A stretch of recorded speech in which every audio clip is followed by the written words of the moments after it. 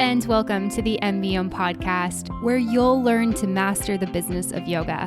MBOM is a proud part of the Wander Barn Podcast Network, and I'm your host, Amanda Kingsmith.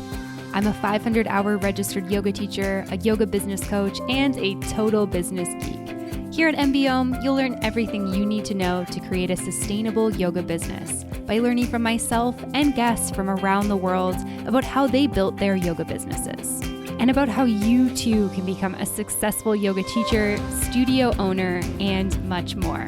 All right, let's dive in. Hello, everyone, and welcome back to another episode of Mastering the Business of Yoga. I am super excited that you're joining me for today's episode of the show. And today on the podcast, I'm really excited to be joined by Brett Larkin.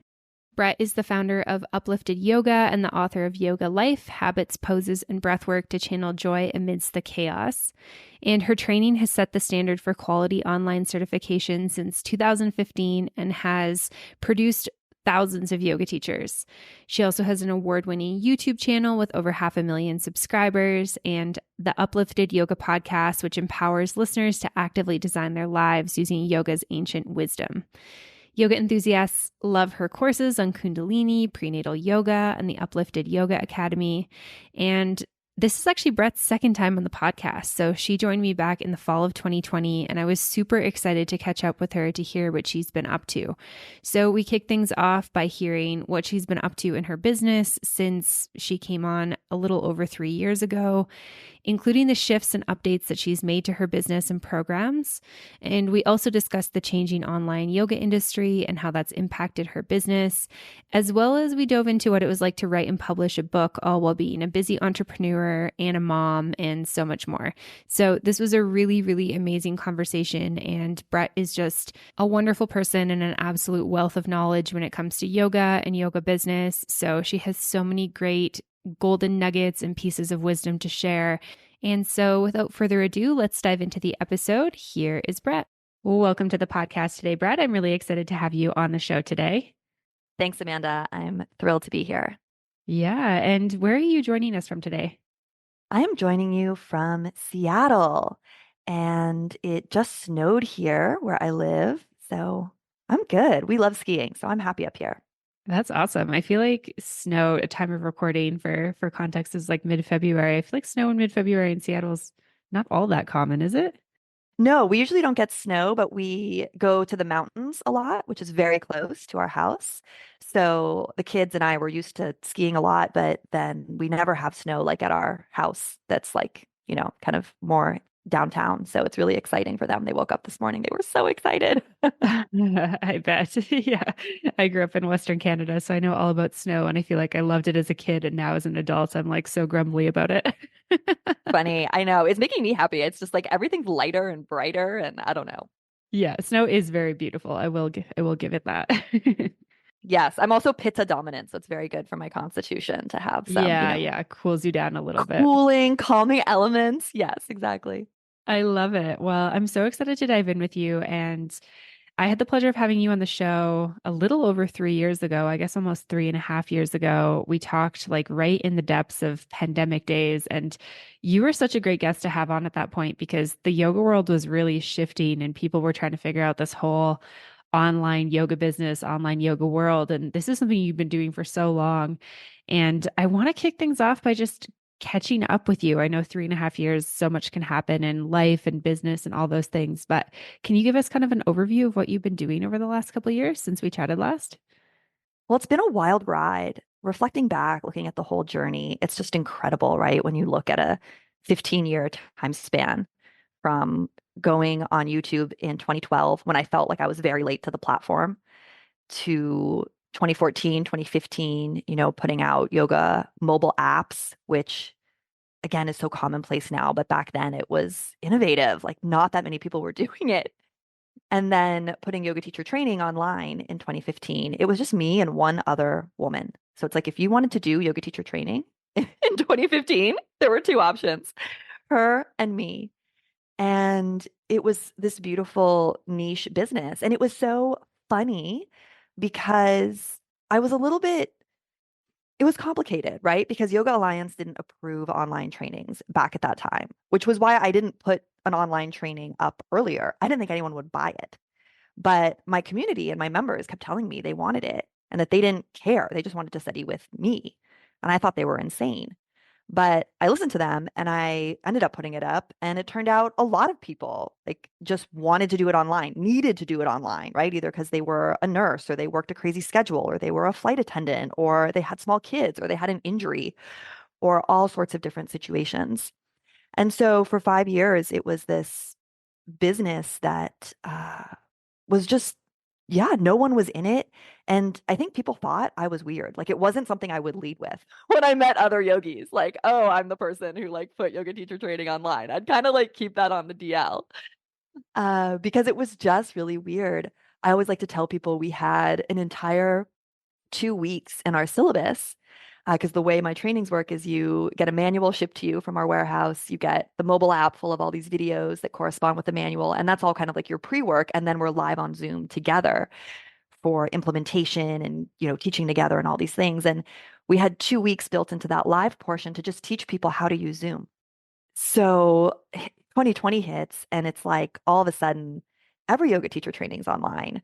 We don't need those 2 weeks in the syllabus anymore. From a business perspective, it was very different because all of a sudden, instead of being just the only option or one of two options, there were a plethora of options. And I think we've seen online just become the new normal since 2020. 2021, 2022, I think people were still excited and on the online train. I think we're seeing some burnout now. People are more excited to be in person again. They're wanting to go to concerts, they're wanting to go to festivals. Um, but the stigma that originally surrounded an online training just vanished literally overnight. Yoga Alliance sanctioned all online trainings in like a 24-hour period. It stayed that way ever since. So it's been a very interesting journey. The trainings and the company have continued to do really, really well.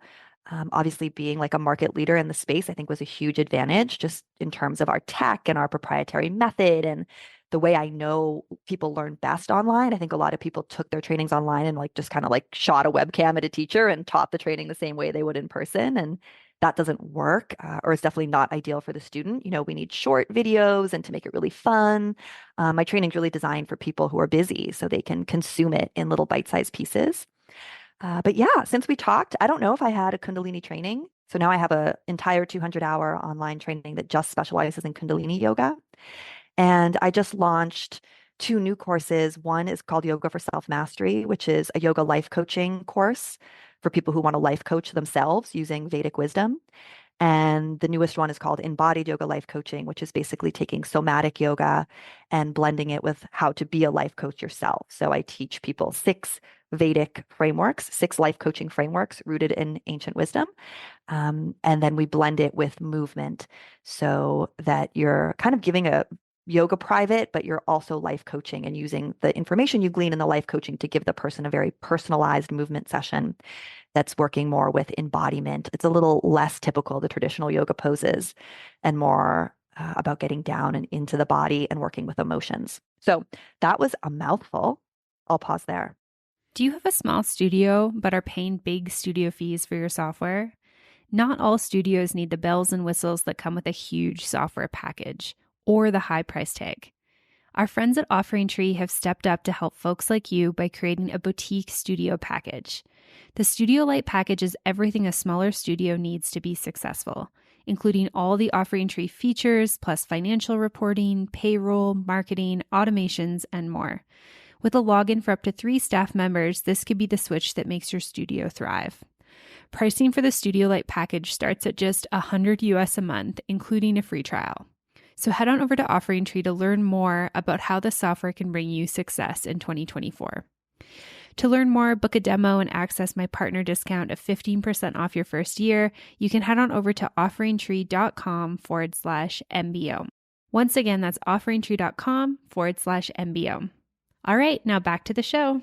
Yeah, thanks for sharing all of that. That's amazing. It's amazing to hear everything that you've been up to. And one of the things I'm curious about, because you were, just such a pioneer in this industry, is kind of, I know you mentioned that the business is still doing really great, which is awesome, but I'm curious if it's like, an easier sell now for an online teacher training, or if it's like because there's more competition, it's a bit more like, hey, we're not the only ones doing this, or we're not the only two doing this anymore. So if people want this, we have to kind of like let them know how, how we're better, how we're different, how we're unique, like why they should practice with us.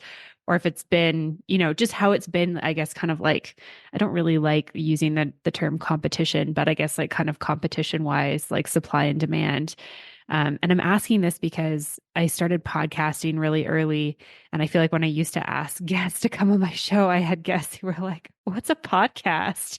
Or people would be like, wait, you have a podcast? Like, what is this? Like how do I access this? Like people just didn't know. And it became easier for me, like both to get people to listen and to get people on the show once it became a little more streamlined. But now it's like podcast is so mainstream that I'm like, oh, I'm not the only yoga business podcast or the only travel podcast. It's like there's so many people doing it that I'm like, okay, I need to set myself apart a little bit more. So I'm kind of curious like where you're at in that kind of flow with things. Yeah, absolutely. I think you're spot on, right? I mean, at the beginning, it was a small kind of niche audience that wanted online training. And then in 2020, that was my biggest revenue year ever. So just so much growth in that year. And then it's been kind of like a slow trickle downward since then. And not just in online teacher training, just in the online yoga industry in general. So it's more challenging now to even grow on YouTube, right? Because every yoga teacher went on YouTube in 2020. So what I've seen is kind of similar to what you described is that there was a huge peak in 2020.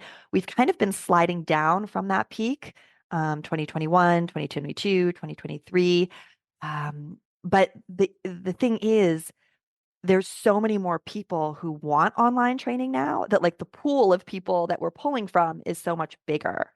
So we're definitely seeing like it normalize now, right? Like so I think my revenue was back to like 2019 revenue last year, like pre-pandemic. So I don't know if that helps give a sense, but I talked to a lot of friends in the fitness industry and in the YouTube yoga industry. I mean, we all share numbers and stats, and this is a universal kind of trend we're seeing. It's like everyone went online. There was this huge spike 2020, 2021. And now as an industry, we're kind of just sliding down off of that for everything online.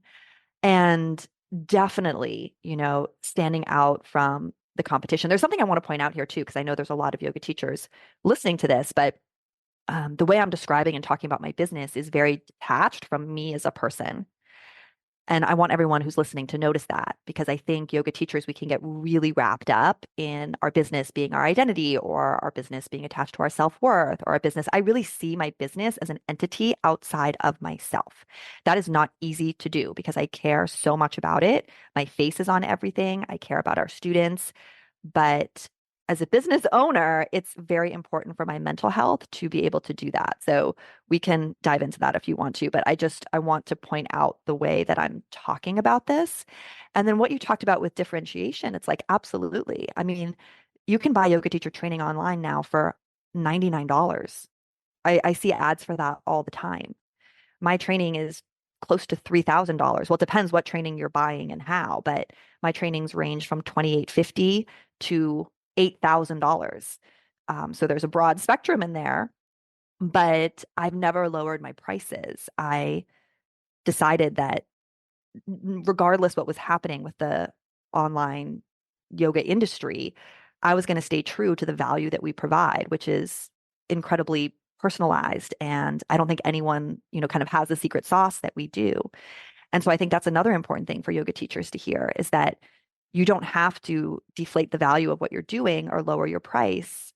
In fact, your price being higher can be a key sign. Most of the students we attract are incredibly serious about yoga. We get doctors, we get nurses, we get the enthusiasts. That's what makes the community awesome. If I lower the price, that would not continue to be the case. When someone signs up for our training, they're committed. They're showing up to the calls. They want to have the philosophical discussions that we're doing. They want to practice teach. They want to get feedback. They want to be coached. They want to figure out how yoga can improve their life. They're the yoga nerds, I call them on my podcast, right? And that's who I want to attract. So I think price point can set you apart. Obviously, our marketing materials, our track record, I have the book out now. So there's a lot of different pieces, I think, that, the key thing I want other yoga teachers to hear here is that like you get to decide, right? Your price, your brand value. And I haven't wavered in that, even though the industry has taken these like wild ricochet things. And I'm very proud of that. Yeah, thanks for sharing that. And I'm completely aligned with that. I think one of the things that was challenging and a little frustrating for me kind of in early days of the pandemic was just and obviously, we didn't know kind of how it was going to play out. Nobody knew what was going to happen, but just so many people giving their services away for free. And then I think after we realized it's not just like stay at home for 2 weeks and do crafts or do the courses you haven't done or do yoga, whatever. It was like, online yoga was really affordable. And to me, it's not that it doesn't need to be affordable, but it's like we do need to value ourselves as teachers and we do need to value the service that we offer. And sure, teaching online is different than it is in person, but it's not easier. Like the only thing that I guess maybe is easier is that we don't have to commute in traffic to go somewhere. But even that for a lot of people is like setting up a space can be quite a bit of work. And I just saw it over and over, oh, join my membership for $10 a month or join my class for $3 a class. I'm like, what world are we living in that this is like sustainable? Yeah, I think that's what we're talking about, right? It's like that peer pressure. It's like a race to the bottom of this peer pressure. And then, I mean, because I train teachers, right? So I hear them all telling me, like, other people in my town are only charging this much, or, how am I going to get clients if I'm charging more? When I really believe in a premium pricing model. In economics, like there's people who want things at every price point. I always give the example of like a purse or a backpack, right? I mean, you can get that for $5 at Target, yet people still buy handbags that are like $5,000. Why is that? Same with cars, different brands of cars attract different types of consumers. Volvo is such a strong brand, right? What do we think of with Volvo? Safety, family, right? Totally different than something like Ferrari, right? Or something like Subaru. So I think, owning who you are and how you want to give value. And I really want to change the world and give value to serious students. So that has made me very confident in keeping the pricing the way I have. And of course, we have financial aid, we have scholarships. There's lots that we do to make sure that people who can't afford the training and need the assistance can get it. And we have payment plans and all sorts of things. But money for yoga teachers can be a place where you need to do a lot of spiritual work, make sure that your side of the street is clean. I like to approach business as a spiritual practice. There's so many uncomfortable things about being in business, being a business owner.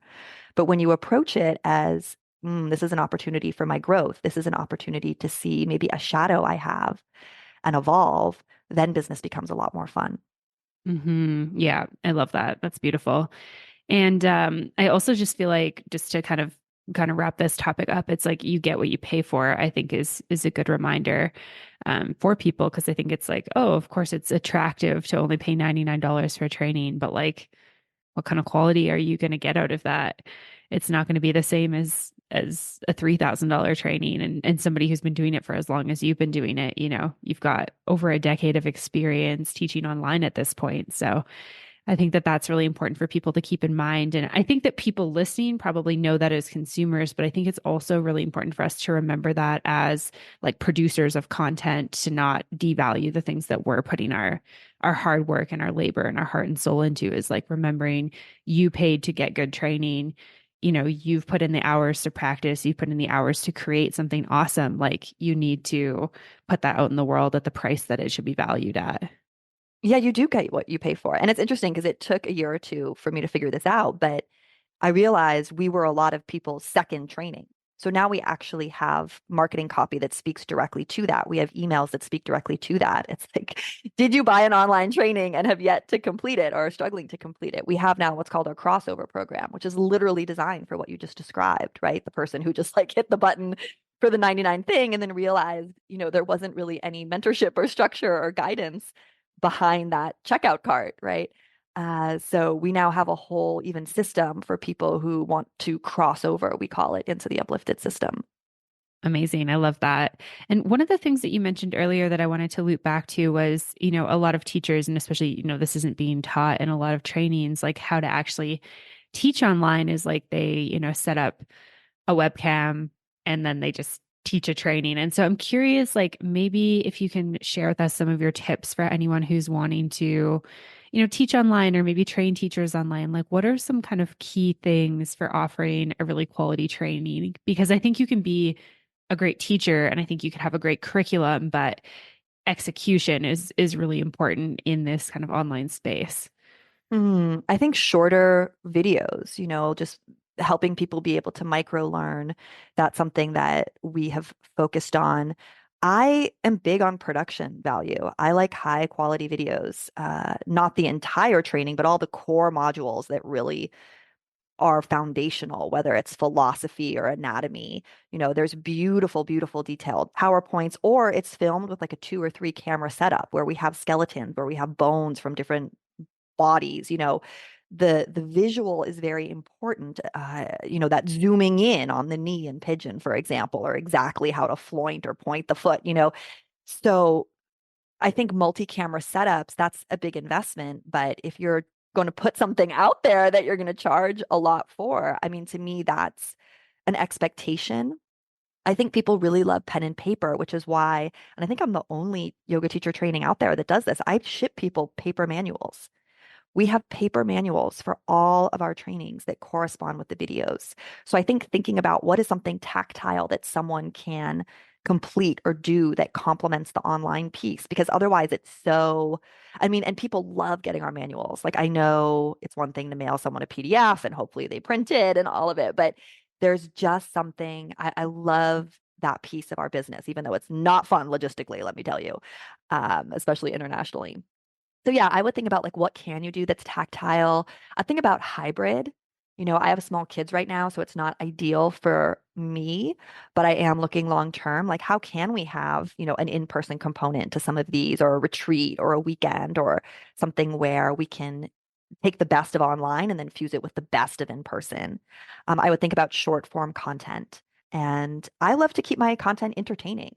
I always tell all my trainers, the people who teach in my programs with me, I'm like, if you're having fun, they're having fun. And that's how I teach. I'm having fun when I teach. If I'm having fun, I trust that my students are having fun because they're in my energy frequency of fun and light and laughter and making this practical. So you're not an entertainer, you're a teacher, but I think it's to your benefit to think of how can I really let my personality shine through and how can I make this fun for people? And I think that's hard because a lot of people get in front of the camera and they stiffen up and their personality like zips up. And that's where you end up like a monotone robot. So the more that you can just get really relaxed and let your personality shine through, which hopefully you do in person or you're finding that easy to do in person in studio classes, people want you. People want your authenticity, not some robot thing that you think is more professional. I think that that's a great tip. And I think sometimes people can kind of like struggle, right? It's like they can show up as like who they are when there's people and bodies and energy in the room. And then it's like you put kind of like a camera in their face and they sort of freeze up. I'm curious for you, is it like a little bit of practice to like really be true to who you are on camera? Or has that always been like something kind of simple to you? And kind of, I guess a part two for that would be like, do you have any like things that you do, any rituals, tips for kind of being like, okay, I'm talking to the ether right now, but I'm showing up like the exact same way that I would if there was like 10 people right in front of me. Yeah, it's been like a 15-year journey. I mean, my early YouTube videos, I don't even sound like me. I sound like my teachers, which is normal, right? I tell my own trainees that like you're gonna sound like me or Jen or Katrina for like a while you figure out your own voice. And then, I'm my own, I found my voice, but I was very serious. Like it's cute. I'm very serious. And yeah, I feel like even just now, like 15 years in or 10 years in, whatever it is on YouTube, like I'm just starting to really get good at letting my personality shine through more and trusting that I can do that. I mean, I think in your paid programs, like really let it go. But for me on YouTube, it's like I'm teaching to 500,000 subscribers. So it's scary. I'm like, is everyone gonna like, this joke or this, thing? So it feels a lot more intimidating, but I'm getting a lot better at it. when I'm recording something, especially if it's YouTube or I'm doing voiceover or, I don't have students in front of me, I picture my friend Jackie. She was one of my first yoga students when I was learning and how to teach. She's a really close friend. We share a lot of common values. I'm very comfortable with her.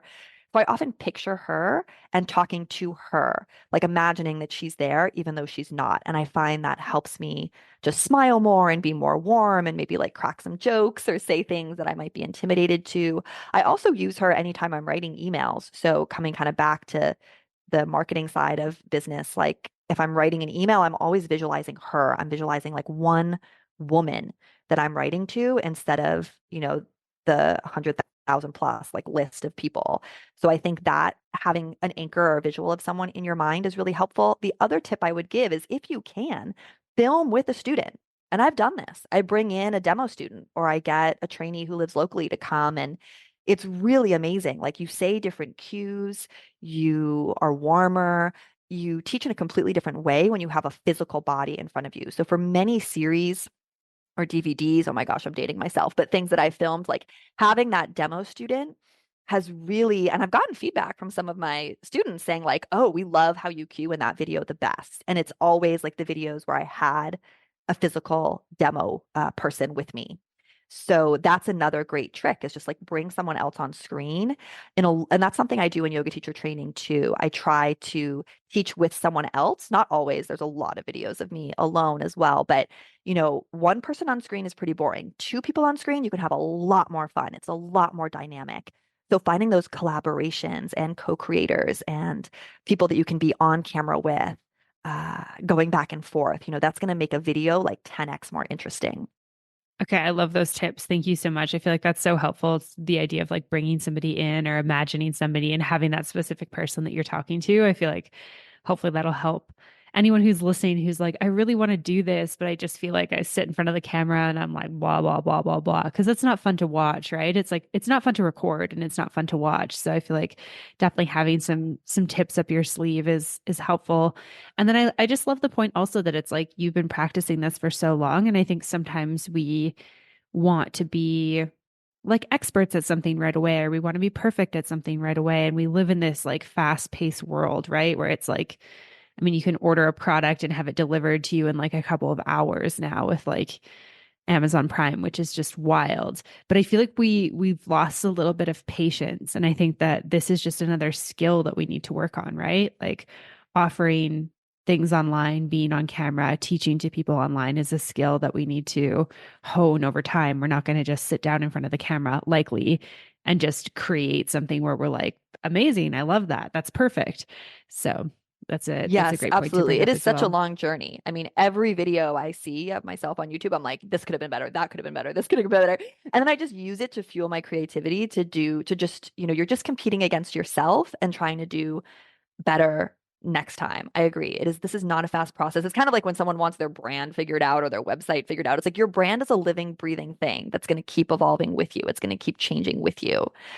Same with your Same with how you deliver and how you are on camera. I was actually really happy. This is a fun little anecdote, but I was filming a lot of video content by myself for the embodied yoga life coaching program that I mentioned because it's a lot of information. But I was trying to make the videos really fun and really let my personality shine. And I let my 6-year-old help me edit videos because I'm teaching him video editing very early.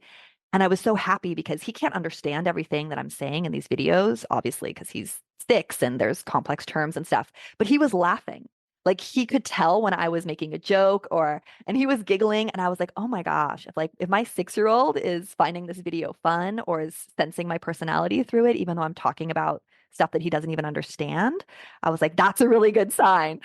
And I think it's hard when we teach on Zoom too, because a lot of times people are like nodding their head or laughing, like if you're teaching live, but you can't hear it, right? You don't get that feedback. You don't have any feedback from the crowd, the way you would if you were teaching a large group of people. So the more you can just trust that like your jokes are landing or that, finding one person.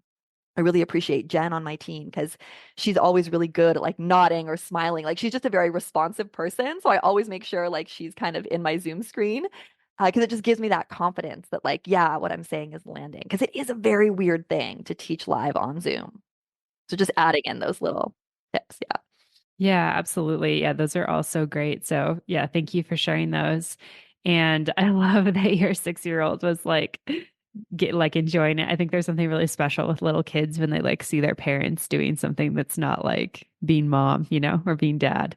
But that just really made me smile. So thank you for sharing that. And on that note, I'm really curious about your book. I know you released a book, I think it was the very end of 2023. And I mean, you're running a busy online business. You've released a bunch of new programs.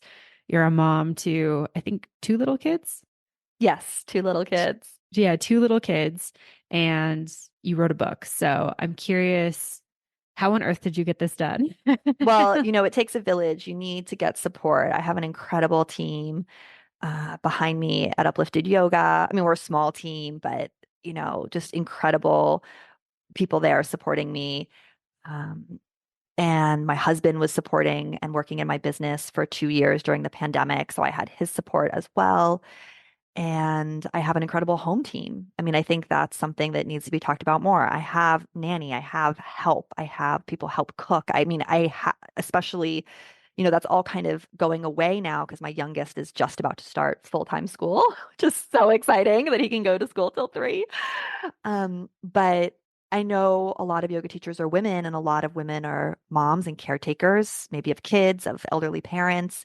You need help, you need support. Your business is not going to grow unless you can put in the time. And in order for you to put in the time, you need to invest in support and believe in yourself. And that's really hard, but it was so liberating for me when I found certain online entrepreneurs who were women who talked about the amount of help they had at home more openly. So it's something that I strive to do because otherwise we're just like propagating this myth of like superwoman, and that doesn't help anybody. So, first of all, I have immense, like ridiculous amounts of help. I have like backup help I just have a lot of help. And I started the book process, I think, when I was pregnant with my second son. I knew I wanted to go through a traditional publisher and get a book deal. I think self-publishing is great too, but I had already self-published my journals and all these yoga teacher training manuals. I really wanted this book to have broad reach. So I went the traditional publishing route, and it was a very long process, let me tell you, for someone who's used to filming a YouTube video and having it up quick, or writing a blog and having it up quick. The book was, a 3-year journey of proposal and then getting my book agent and refining the proposal and then writing it. But I'm so excited it's out now. It's exactly what I wanted it to be. It's called Yoga Life. If we haven't said that yet, Yoga Life: Habits, Poses, and Breathwork to Channel Joy Amidst the Chaos. And it's about fusing yoga into your everyday life. And instead of seeing yoga as this thing you do, you just see your whole life as a yoga studio. So that's what the book's about. Amazing. Yeah, and I'm really glad you brought that up. I have my daughter just turned 2 just a few days ago actually. And like there's no way that I would be able to, I mean, even be here right now if we didn't have help as well. We have a nanny that's with her part-time, and she's still napping, and we have somebody who comes and cleans our house a couple times a week, which takes like an immense amount of work off of my husband and I's plates so that we can focus on other things, and have somebody who helps me edit the podcast and helps me with, emails and administration. And it's like, that stuff. I think sometimes there's like, I don't know what the word is. I don't know if there's like people have shame around talking about it, but it's like, I like what you're saying about we don't need to pretend that we don't have help. Like I am not super mom. I'm not superwoman. I'm not super anything, I'm just like a person who has a business that wants to keep running it, and looked at like, okay, how do I balance this all? And it was like, I either hire help so I go back to work, or I don't go back to work and I spend my days with my daughter. And I think regardless of what your choice is, it's beautiful, right? But I like that you're just kind of being open about that. So just want to add that I also have help, which allows me to be here with you today. Because I think that we do need that. And sometimes there can be like, how does she do it all? Or how does he do it all? And why can't I do this? And it's like, well, you know, let's be real about like the support that we do have within our lives, because if you're juggling it all just you, it's going to be hard to sit down at like 9 p.m. at night once your kids have gone to bed and you've done all your dishes and you've cleaned your floors and you've put 5 loads of laundry on to sit down and write a book or create a training or make a video, and we can feel so bad about that type of thing. So I just wanted to comment on that firstly. Yeah, I want to add too, if you're someone who can't afford help in any way, shape, or form, get creative.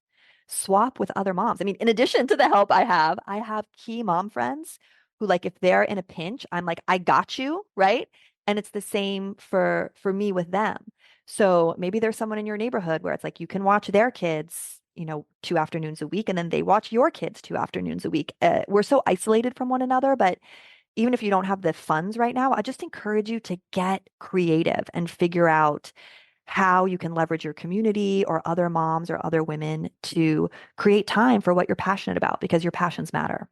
Yes, 100%. I love that. I think that that's really great for, yeah, anyone who's like childcare is unaffordable or nannies are unaffordable and stuff like that. And, I live in Mexico, so I have a different kind of situation than maybe somebody in the US or Canada where cost of living can be quite high. But yeah, I mean, my community has been huge. I've had like my mom friends in my community, like, oh crap, I didn't realize that school was not in today. And my nanny can't come and I have to take a call. Can my kid come over to your house? Yeah, of course. Bring your kid over for an hour or two. Like my nanny can watch her, I can watch her. We can play together. And then like you've got me when I need that. I think that that's so important to have like a community of friends, a community of other parents to kind of support you with that type of thing. So glad you brought that up. Yeah, I think people also think, maybe hiring someone's unfair or you're taking advantage of them or something like that. And to that, I really just say pay everyone really well and really care about the people who work with you. So that's what I strive to do. The people who work with us, they're friends. A lot of them I'm mentoring. One of them she's leaving us in May because my son's going to full-time school, but I'm helping her with her resume. We're doing some like mock interviews when I'm not too busy. Like, it actually can be an opportunity to really change the course of someone's life if you bring them into your kind of conscious soul-centered business and are willing to mentor them and help them. So there's an opportunity here for everyone. Like there's always a win-win-win. Yeah, absolutely. And I think too, it's been really interesting for me living in Mexico because the culture here with nannies and cleaners and stuff is a little bit different than how I grew up in Canada. And it's like when you hire somebody to come into your house, they really become like a part of your family. Like these, like I just said, my daughter just turned 2. We had a birthday party for her, and it's like these people came to her birthday party. you know, like they're kind of like like they're like our family, right? They're like an extension of our family, and therefore we treat them in that way. Like when it's their birthday, we do something for them, we get them a little gift. I think that that can be like a really special relationship to have. And I know I have the same thing like with my assistant that works with me as well. We've got, of course, a professional working relationship, but we've also got this like understanding and friendship and respect for one another that's separate. And I think that that can make working with people just a really beautiful experience and make it feel good rather than like, oh, this person comes to my house and does this thing for me, or they, clean through my spam emails or whatever. It doesn't have to be so like kind of, I guess, like lowly or like, yeah, transactional, unimportant. It's like we can really build these like deeper connections with the people that are with us. Amazing. So I want to dive into your book a little bit more. So you talked about having help, which is great with that process. I'm curious, like what for you was like really key to actually like getting this done? Was it having that like agent that kind of held you accountable and like having a publishing date or scheduling time to write? I'm curious like what that process was kind of like for you between idea to delivery to publishing. Well, for people who are interested, I have an entire behind the scenes on my book, on my podcast, which is the Uplifted Yoga podcast. So just shouting that out for someone who wants to get a book deal. I think I have a episode that's like how to get an agent in a book deal, and I go into this in like an hour. But at a high level, it was tough. I'm not gonna lie, because when you commit to writing a book, for me, it was like on top of all the trainings and all the business. It's not like it was an additive thing. It's not like anything got taken away. I thrive on collaboration. So I did have someone who was listening to my lectures, who I wrote a huge outline with, and she'd kind of draft things, draft chapters, then I'd rewrite them, then send them back to her. So I think if you're someone who is struggling to meet a deadline, getting into action with someone else, even if that's just a friend, or my mom also helped me a lot because my mom's an incredible writer. So I was constantly sending things to her.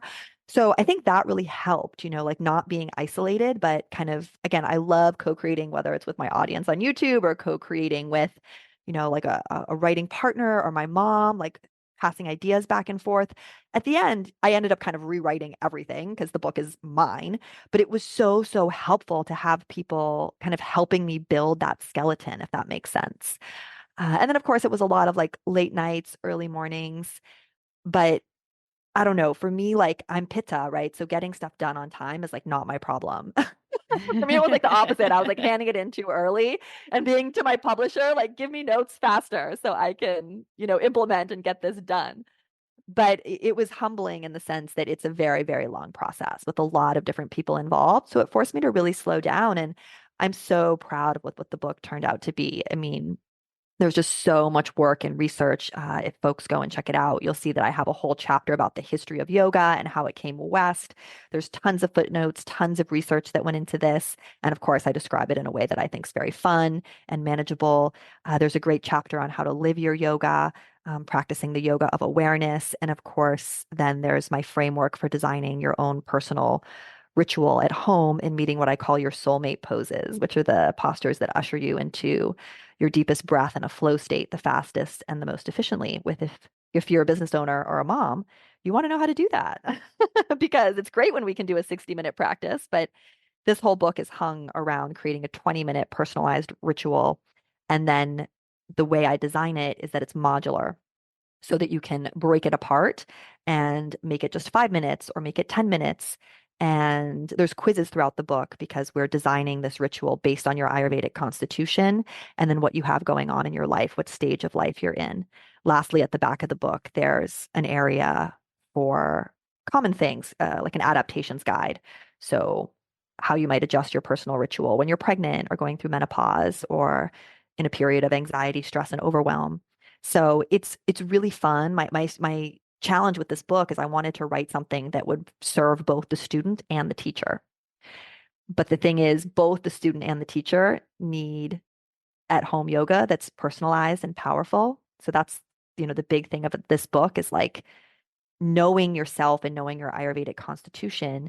There literally are poses and breath work that are detrimental to you and that are extremely beneficial to you. Yet when we look at yoga, it's kind of taught as a group fitness exercise with everyone doing the same posture on the same breath cadence in the same way. And I think I do a good job of proving in the book through that history of yoga chapter that that's actually not the way yoga was ever supposed to be. It was always supposed to be personalized. We were always supposed to be kind of just learning from one teacher and adapting a lot of these techniques to our constitution. So it's a really fun ride for anyone who wants to check out the book. There's quizzes throughout that make it really fun. The teachers listening probably won't need the quizzes, but even for someone that you might know who, like that family member or friend who like says they want to get into yoga but are too intimidated or think they need to be flexible, like this book can serve them as well. Amazing. I love all of that. I'm so happy to hear that you've weaved Ayurveda in so that people can make sure that they're doing things that are, best for their constitution, best for the season, time of year, time of life, all of that good stuff. And then, yeah, I feel like kind of and maybe you can relate to this as well as kind of pre-motherhood. I had no idea like what a gift it was to go to like a 60, 75, 90-minute yoga class. And now I'm like, if it's longer than like 35 minutes, it's going to be real tight to get it in today. So I love that you've got that for, building that out for people. And, it's not just parents or mothers, it's also just busy people running businesses, right? And doing 25 minutes of yoga or 20 minutes, even 5 minutes is so much better than doing nothing. So I really love that. Yes, and for those who are skeptical, if you think 5 minutes or 10 minutes or just here and there between other activities isn't enough, I disprove that in the book. It is every little thing that you do is money in your nervous system bank. So the book also has all these what I call yoga habits, which are like if you don't even make it to the mat for your 10 or 20-minute thing, this is ways you can sprinkle yoga into your driving, into your cooking, into your taking a bath later, like fun little things like that. I love that. I feel like me kind of like pre-motherhood and maybe even like kind of pre-business was like, oh, if I can't go to the gym for at least an hour, like Like, why would why I even bother, work right? out? Yeah. And now I'm like, I got one Pilates exercise in today. Like today's a win. Exactly. It's just such a different like time is just different. So I really love that. And I truly believe that too. I think that just doing something even for a minute, 5 minutes can be so beneficial. So I'm glad that you've been able to prove that also. I'm just looking at your website so we can tell people where they can go to find it. It looks like it's all over the place. Yes. Well, you can find me at my website, which is brettlarkin.com, two T's, BRETT, Larkin.com, brettlarkin.com. And then YouTube is Brett Larkin. Just type my name, you'll find me. All the trainings are on my website. And the book, Yoga Life, is available everywhere books are sold. So you could get it on Amazon or you could get it on bookshop.org or anywhere you choose to buy your books.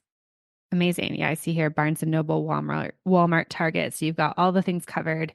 I'll make sure there's a link to your website, and I'm also going to find that podcast episode you mentioned because I feel like for anyone who's maybe interested in the process of writing a book, I think that that'll be really awesome. We've done some episodes on MBM about self-publishing, but we haven't really done anything in depth around, kind of that traditional route. So I think that that'll be really beneficial for listeners. So I appreciate all of that. And yeah, I'm so grateful for this conversation. We've covered so much good stuff and you're just such a wealth of knowledge and, a great addition to the yoga world. So just want to thank you so much for your time and your energy and for being here today.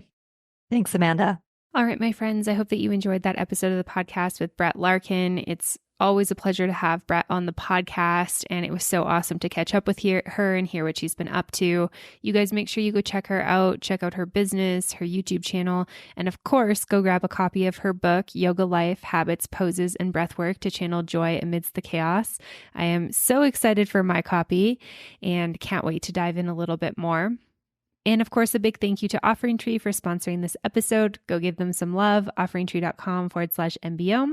And of course, a big thank you to you, the listener. Thanks for being here. Thanks for sharing. Thanks for listening. All that good stuff. I truly couldn't do it without you. All right, I will see you next week. Bye for now. Thank you so much for tuning in for this episode of the podcast. To find links, notes, resources, and everything mentioned in today and all episodes of the show, you can head on over to mbomyoga.com. You can find the podcast and myself on Facebook and social media at Mastering the Business of Yoga. And I would love for you to join the private Facebook community, Yoga Business Badasses. If you have any questions, comments, or feedback, please make sure you reach out to me at info@mbomyoga.com. And last of all, if you enjoyed this episode of the show, please make sure you hit subscribe and leave a review for the podcast. It would mean the world. Thanks so much for listening, and I'll see you next week. Namaste.